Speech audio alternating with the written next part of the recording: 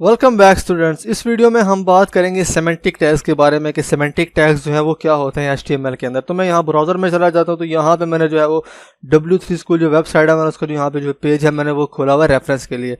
सो यहाँ पे हम देखेंगे कि जो सेमेंटिक टैग्स होते हैं, जो सेमेंटिक एलिमेंट्स भी जिनको बोलते हैं, वो HTML के अंदर जो है वो क्या है। सो सेमेंटिक एलिमेंट्स का जो मतलब है कि जो एलिमेंट्स विद द मीनिंग, यहाँ पे जो आप देख सकते हैं कि semantic elements equals elements with the meaning.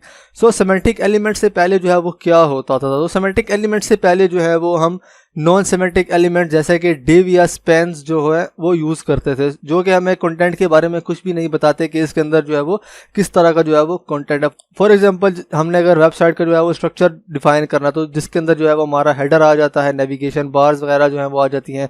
उसके बाद अगर हमारी साइड नेविगेशन है वो आ जाती है, कुछ सेक्शंस आते हैं, अगर हमने आर्टिकल्स लिखने हैं वो आ जाते हैं। सो वो सब जो है वो हम जो डिव्स के अंदर करते थे, एंड देन स्पेंस को भी जो है वो यूज़ करते थे। सो डिव्स के अंदर हम ये करते थे कि हम जो है वो उनको आईडीज़ जो है वो दे देते थे, कि उससे हमें ये पता चलता था कि आईडी से कि हाँ जी ये जो डिव है ये इस वाले जो है पार्ट के लिए है। सो जब से सेमेंटिक्स एलिमेंट आए हैं, तो सेमेंटिक एलिमेंट में जो एलिमेंट्स हैं वो हैं फॉर्म्स। जैसे पता चलता है कि ये एक फॉर्म का जो है वो एलिमेंट है। इसी तरह जो है वो टेबल का जो हमने देखा था, टेबल हम किस तरह बनाते हैं, तो ये जो एलिमेंट्स है ये बताते हैं कि ये एक टेबल का जो है वो एलिमेंट है। इस तरह अगर हमने आर्टिकल लिखना है तो उसके लिए जो है वो हम आर्टिकल का जो एलिमेंट है या टैग है वो यूज़ करते हैं।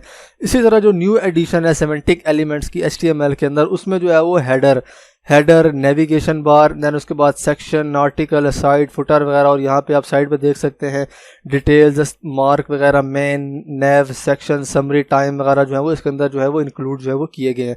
सो ये जो सेमेंटिक एलिमेंट्स है ये हमें जो है वो क्लियर मीनिंग जो है वो बताते हैं। डेवलपर्स को भी इसका जो मीनिंग है वो पता चल जाता है, और जो वेब ब्राउज़र्स होते हैं उनको भी जो है वो इनका मीनिंग जो है वो पता चल जाता है कि ये जो हेडर है ये जो है वो एक हेडर जो है वो डिफाइन करेगा। जैसे कि आपने W3 स्कूल वेबसाइट खोली है, तो उसका जो हेडर है यहाँ पे आप देख सकते हैं कि ये जो टॉप पे है ये हेडर बना हुआ है, यहाँ पे tutorials, references, exercise, and then यहाँ पे जो है वो नीचे नेविगेशन बार जो है वो बनी हुई। तो यहाँ पे आप देख सकते हैं कि यहाँ पे जो पिक्चर में आपको नज़र आ रहा है, पहले हेडर है, हेडर का हमने एलिमेंट बनाया, हेडर का टैग बनाया, फिर नेविगेशन का बार। तो हम ये जो स्ट्रक्चर है वो हम इस पिक्चर से जो है वो रिलेट जो है वो कर सकते हैं। इसी तरह यहाँ पे आप देख सकते हैं कि ये सेक्शन है जहाँ पे हमें ये एलिमेंट्स वगैरह शो हो रहे हैं। इसी तरह साइड पे हमें ये शो हो रहा है, देन यहाँ पे इस साइड पे भी एक नेविगेशन बार जो है वो बने, जहाँ पे हम डिफरेंट लिंक्स के ऊपर जो है वो क्लिक कर सकते हैं। देन यहाँ पे अगर हम इस वेबसाइट के नीचे जाएँ तो यहाँ पे आप देखेंगे कि यहाँ पे जो है वो हमें एक फुटर भी जो है वो मिलता है।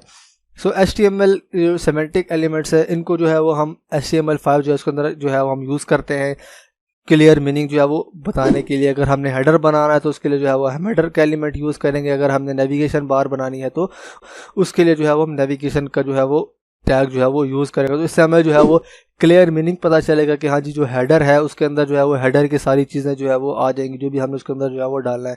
इसी तरह जो नेविगेशन बार है उसके अंदर जो नेविगेशन की सारी चीज़ें होंगी, जितने भी इसके अंदर मेन्यू के अंदर जो लिंक्स वगैरह होंगे वो हम नेविगेशन के अंदर जो है वो डाल देंगे। अगर हमको सेक्शन बनाना है तो हम सेक्शन का जो टैग है वो डाल सकते हैं, और इसको कोई ID या क्लास भी जो है वो स्पेसिफाई जो है वो कर सकते हैं। सो आज की वीडियो के लिए इतना ही। See you in the next video.